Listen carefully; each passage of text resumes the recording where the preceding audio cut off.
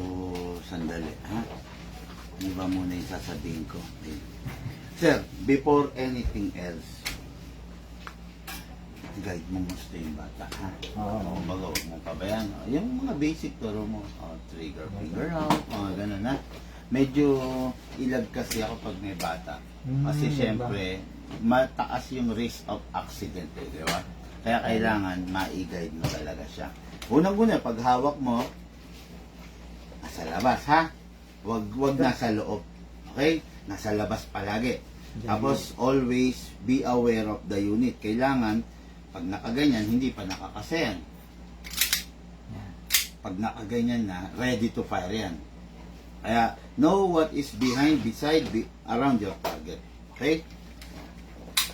First of all, okay mga airsoft, Sir Irving is in the house. Yun, okay. Taga rito rin siya, malapit sa amin, dito sa Pulong Buhangin. Ayan, bali mag-ama to. Ayan, sasabak sa mundo ng airsoft, kaya medyo kailangan matutunan natin, maturuan natin sila ng gusto. Look, pasok pa, wipe na yung salamin. Maturuan natin sila ng maayos kasi ito yung mga new breed of player na, alam mo yon, dali. Yan. Sila yung mga new breed of player na pag hindi mo na i-guide, putya, ito yung mga magiging sakit sa ulo sa paligid. Pero pag na-guide mo naman itong mga to, ito yung mga next generation of responsible airsoft player. Okay? Sir, ang unit natin lifetime warranty. Nakakaintindi ka sa mga pagbubuting-ting, ipaubaya mo na sa amin yung pagre-repair. Kung sakaling nasira, nagkaroon ng problema, dalhin lang dito. Malapit ka lang sa akin, ha? Second, the BBs. Never use a recycled BBs. Na iputok mo, hayaan mo na yan. Hindi mo na siya pwedeng pulutin para gamitin. 0.20 grams, spray mo yan. Long range. The only downside of this unit is pag may hangin, nagwawabol. Magaang. Ngayon, 0.20 grams, ay 0.25 grams. Itong unit, itong BBs na to, mas diretso to kesa dito. The only problem with this, kung saaling magkaroon ng aksidente, fatal yan. Yan yung mga grams ng BBs na nagpe-penetrate na sa balat.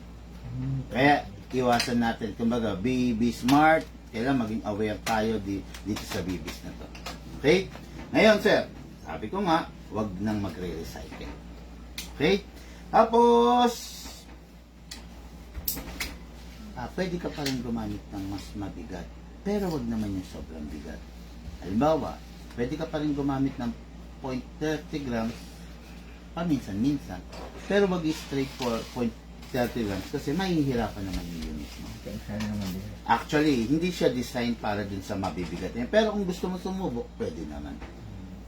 Okay, kanina merong nadampot, no? Na magkakabarkada dito, malapit din sa amin. Actually, Manggahan. Sa Manggahan. Nagiinuman. Kwento ko lang sa inyo to, makimarites muna ka. Nagiinuman sa kalsada. Hindi naman ganong kalsada, pero malapit sa kalsada. May airsoft sila. Nagta-target. Okay? Ang ginagamit na bala, Bigat. bulitas. Naku. Nakatama ng tricycle driver. Okay, ngayon yung bulitas, ang sakit doon, sir. Bulitas, ha? Bumubutas na yun eh. Oo, nakatama ng tricycle driver. Nagreklamo. Huli sila. Kahit nando ka sa tamang lugar na naglalaro, the mere fact na gumagamit ka ng bala na hindi naman para sa kanya, ano na yun fatal na yun, sir.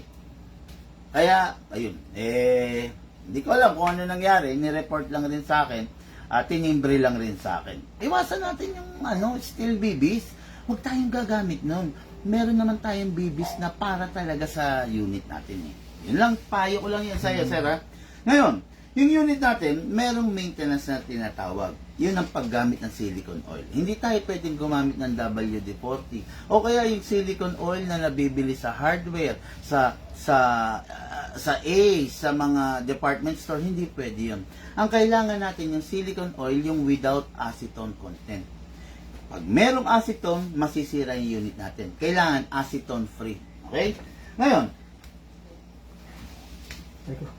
ang paggamit ng silicone oil, kailangan consistent. Pag nakita mo tuyo na yung unit mo, isprayan mo na ng silicone oil. Pag hindi mo inisprayan, natuyuan, mabilis ang wear and tear. Okay, number 1, dito, press the valve. Ito yung output valve, press, para open siya, saka mo siya isprayan. Yan. Pansin mo yung oil, sir, papasok dun sa loob ng valve, di ba? Pag hindi mo siya press, yung oil tutulo lang. Okay? Ngayon, dito sa ilalim, inlet valve, spray. Kahit naman ko lang. Konti lang. Konti lang. Ano lang, sir? Parang 0.5 second lang. Okay? Ngayon, ito yung unit ng ating airsoft, naka-upgrade na po to. Hindi siya full upgrade. Ay, shit. Dali. Upgrade ko muna yung, yung hammer protection pad. Mga airsoft, hindi siya full upgrade. Hindi siya full upgrade, pero naka-upgrade yung mga basic na kailangan. Katulad dito, hammer protection pad, aalisin ko yung dummy firing pin. Bakit ko inaalis yung dummy firing pin? Putya, ayaw ko yung mega nito kasi mga airsoft, tumatalsik to sa mata. Eventually, nakakalas to, tapos magugulat ka, biglang habang pumuputok ka, biglang may tatalsik sa mata mo. Nakatingin ka din. Tapos, stress yung unit natin dito sa dummy firing pin na to. Kaya pinapalitan natin yan ng hammer protection pad. Pengi akong look, Allen, na Pinapalitan natin yan ng hammer protection pad para mas stable, mas mabilis ang cycle, at mas hindi delikado sa user. Okay? Hindi, mas maliit dito lang. Huwag kang magbubukas, meron naman doon. Ano mo lang ako, ano mo lang ako.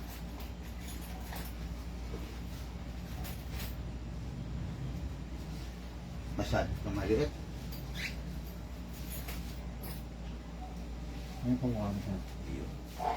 Okay.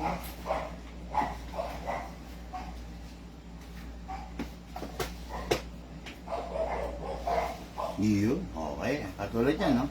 Upgraded na ng hammer protection pad. Okay, ang upgrade dito, fine tuning, trigger job, hammer protection pad. Okay, hindi pa siya naka-fix outer barrel, okay lang yon. Pero, yung unit is naka-upgrade na ng fine tuning. Sa fine tuning, sir, tinotono natin yung unit mo para maging matipid siya sa gas, pero malakas. Sa trigger job naman, isinisynchronize natin lahat ng moving parts para less ang wear and tear. Tapos sa hammer protection pad, unang-una, safe yan kasi hindi tumatalsik sa mata. Pangalawa, mabilis ang cycle ng unit mo. At pangatlo, hindi stress yung hammer mo. Kasi yung hammer, sir, yan yung pumapalo palagi. Siya yung pinaka-stress na part ng barrel. Dahil wala ng dummy firing pin, hammer protection pad na. Okay, so yung unit na-upgrade na. Not fully upgrade, pero still siya na yung reliable to use. Number 1, silicone oil kasa natin. Then ilak to manually. Okay? Ngayon, i-silicone oil natin siya dito, sir, sa slide stopper. Pag hindi mo nilagyan ng oil to, mauupod to, itong part na to, ito. Mapupudpud dyan. Himbis na matalim siya na parang palakol, letter L, magiging letter C na bibilog. Sa uli, hindi na siya ginto. Hindi siya, tama ka doon, hindi siya mag-open slide. Then, next thing dito, sa nozzle. Sa ibabaw. Yun, okay na yun. So, sa unit, 1 and 2, sa magazine, 1 and 2. Then, ito, release, baba, then rest. By the way, Glock ang hanap mo kanina, ang Glock walang beaver tail. Ito meron. Kailangan to na pe-press mo para mag-fire. Pag hindi mo na-press, hindi siya magpa-fire.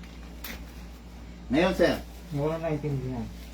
dako tayo sa gas. Sa paggagas natin, ang ginagamit na compatible na gas dito is 12 kg, number 12. Okay. Huwag po tayong gagamit ng number 14 or yung mga nabibili sa online. Huwag. Okay, masisira po yung Pang unit. rifle yun. Pang rifle. Tama ka doon, sir, pang rifle. GBBR. Hmm. Okay, upside down, then press down. 1, 2. 2 seconds lang ang kailangan mo, sobra-sobra na yan para sa isang puno. Pag yung unit mo hindi upgraded, maglalagay ka 5 seconds. Pero dahil upgraded to, 2 seconds lang. Okay? Ito, atakin to pababa. Okay? Atakin pababa. Iwasang mabitawan. Okay. Ay. Kasi baka mabasag to. Iwasan mo yun, sir. Hatak. Para safety ka, habang hinahatak mo, ilagay mo yung right thumb mo dito. Hatak all the way, then dito ilalagay yung bala. Iwasan mo mabibitawan to, sir, ha? Pag to nabasag, mahirap humanap nito, sir. Okay, saan yung reloader? Much better kung may ganito ka. Kung wala, isa-isa. Okay, pag may ganito ka, pump lang, mas mabilis. Ngayon, mga ka-airsoft, nakikita nyo, merong nangyaring bungi. Pag merong bungi, kalugin mo lang sideways para umalign yung bala. Okay? Yan. Ganyan dapat, ha. Walang bungi, left, right, left, right, left, right, left, right. Para maganda yung flow ng bala, walang BB jam, walang pagbabara, walang misfeeding. Okay? Ngayon, pasok sa unit. Malakas. Okay? Wag itutulak, sir. Kasi, ayan, tingnan mo, hindi siya naglalak. Hindi ko makapit yung Hindi ko makapit. Pero pag nilakasan mo konti, okay. Tapos, kasa, bitaw. Ready to fire. Mga ka-airsoft, meron siyang safe. Ito, kung kanan ka, kawit-kawit lang. Ayun. Kung kaliwete ka, ganun din.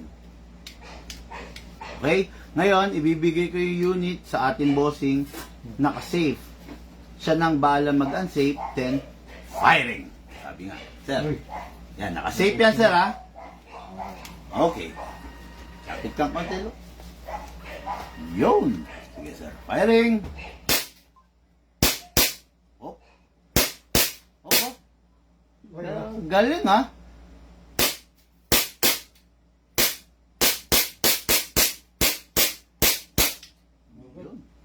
Okay. Sarap ba, sir? Sarap. Naramdaman mo yung lakas? Lakas. Sabi sa'yo, eh.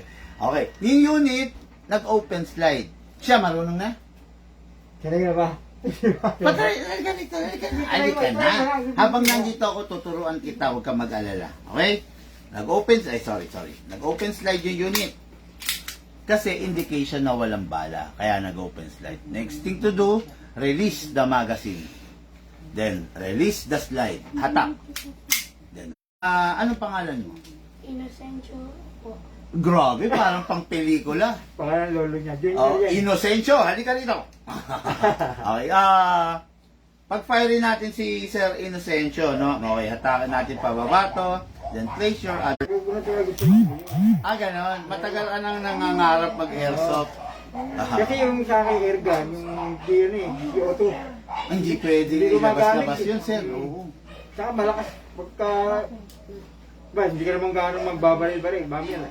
Yung tangke, yung malit na yung CO2 nga, na-stuck din sa loob eh. Kailangan ubusin. Sa bagay, hindi mo pwedeng ibabad din, di ba? Hindi pwede babad. Ngayon, sir, modern type ng mga CO2, hindi mo pa ba pina-convert sa ganito yung sa'yo? Ano yun? Ganyan.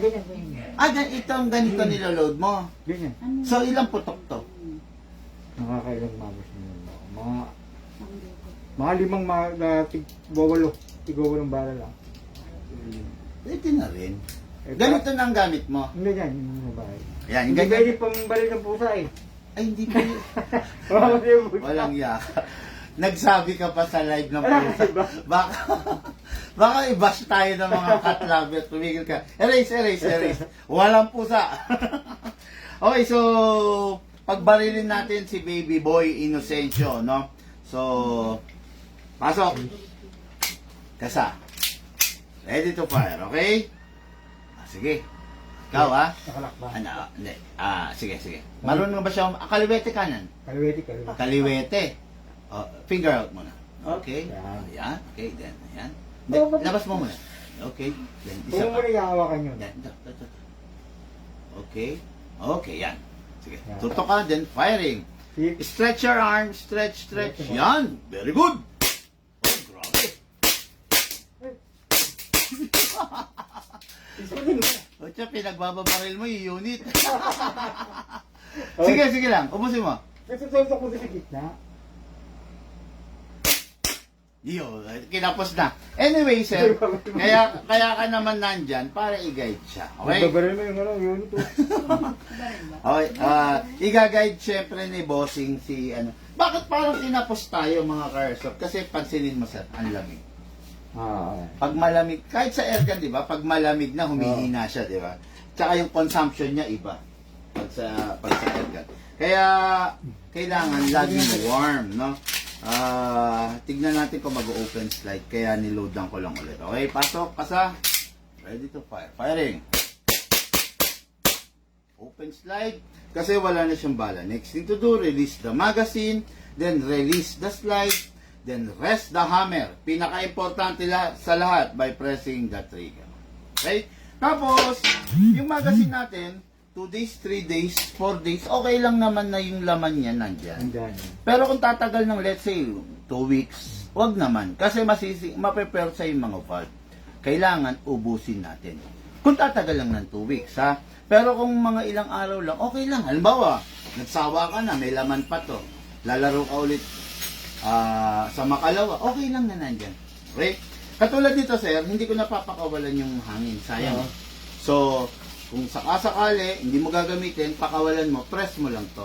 Okay. Or, ilaro mo. Iputok mo. Okay? Unit natin ka airsoft with the lifetime warranty. Basta contact lang kung sakaling may problema. Okay? Ang mag-ama, father and son. Okay? From Garden Village, Pulong Buhangin, Santa Maria, Bulacan. Sir, maraming salamat po. Thank you. Saan nyo nakita yung ano namin, sir? Ads? Sa Facebook? Bali nirecommend sa akin ni Christian Tagagalay. Okay. Christian Herman. Christian Herman. Okay. Hello, Sir Christian. Ay, ano to? Yung may farm to. Oo, amen. Sa munisipyo na siya nagtatrabaho. Yung nagbi-big bike din, yung ano, yung merong dirt bike, may GoPro, yung pumunta, dinilibera natin. Ang asawa niya, basta mga kilala sa garay. Matangkad, sir. Matangkad yan? Kalbo. Hindi yan. Balik lang eh. Balik lang siya. Parang iba. Anyway, salamat sa iyo, Sir Christian of North Sagaray, Bulacan. Guys, thank you and have a blessed day. Lahat po tayo nagmula sa iba't ibang larangan, pinagbuklod, pinag-isa, ng iisang libangan. Yun po ang paglalaro ng airsoft, hatid po sa inyo ng inyong lingkod, Big Man. Thank you po.